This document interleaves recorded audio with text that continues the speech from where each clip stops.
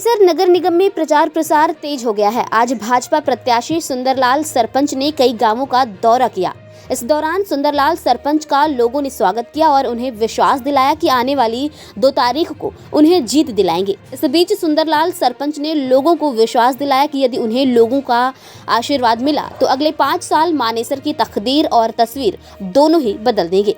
जी हाँ, पिछले काफी समय से नगर निगम चुनाव नहीं होने के चलते मानेसर में कई समस्याएं व्याप्त थी। हालांकि हरियाणा सरकार की तरफ से इन समस्याओं का समाधान करने की कोशिश की गई, जिसमें कई बड़ी समस्याओं का समाधान हुआ। लेकिन अब शहर की सरकार बनकर तैयार हो जाएगी तो निश्चित तौर पर कहा जा सकता है कि ट्रिपल इंजन की सरकार यहाँ के विकास को 4 चांद लगा देगी।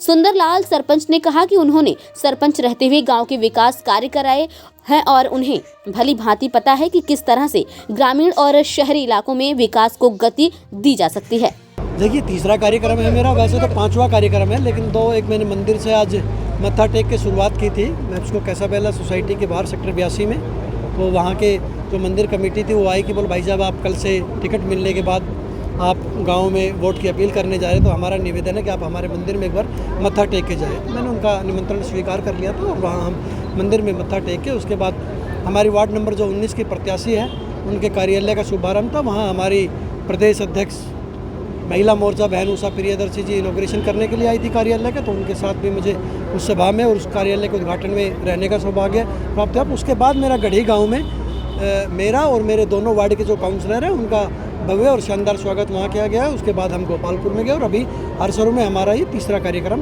हुआ है। मुझे इस बात को स्वीकार करने में कोई गुरेज नहीं है कि मानेसर नगर निगम में समस्याएं हैं, लेकिन उसका जो सबसे बड़ा कारण रहा वो निकाय चुनाव नहीं होना।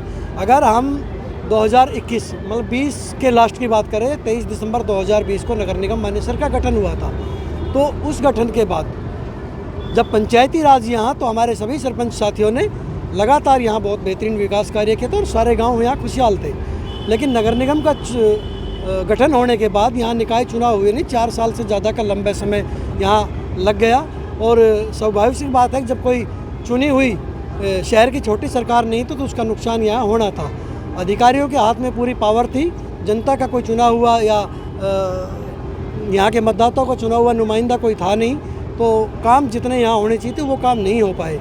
लेकिन अब ऐसी आशा है कि 2 तारीख को चुनाव हो जाएंगे, 12 तारीख को परिणाम आ जाएंगे और उसके बाद नगर निगम मानेसर में 1 से 1.5 साल के अंदर सभी 20 के 20 वार्ड के काउंसलर और जितने भी हमारे जो टिकट मांगने वाले लोग थे, चुनाव लड़ने वाले लोग थे, उनके साथ और गांव के गणमान्य और शहर के RWA के प्रधानों और वहाँ के गणमान्य व्यक्तियों के साथ बैठ के रोड मैप तैयार करके 1.5 से 2 साल में मानेसर नगर निगम कैसे खुशहाल हो, देश का बेहतरीन निगम कैसे बने, उस विषय पर काम करें। मानेसर नगर निगम, देखिए, भारतीय जनता पार्टी कोई भी चुनाव हो, चाहे वार्ड का चुनाव हो, चाहे नगर पालिका का चुनाव हो, नगर परिषद का चुनाव हो, निकाय नगर निगम का चुनाव हो, विधानसभा का चुनाव हो, लोकसभा का चुनाव हो, भारतीय जनता पार्टी पूरी ताकत पूरी मजबूती के साथ उस चुनाव को लड़ती है।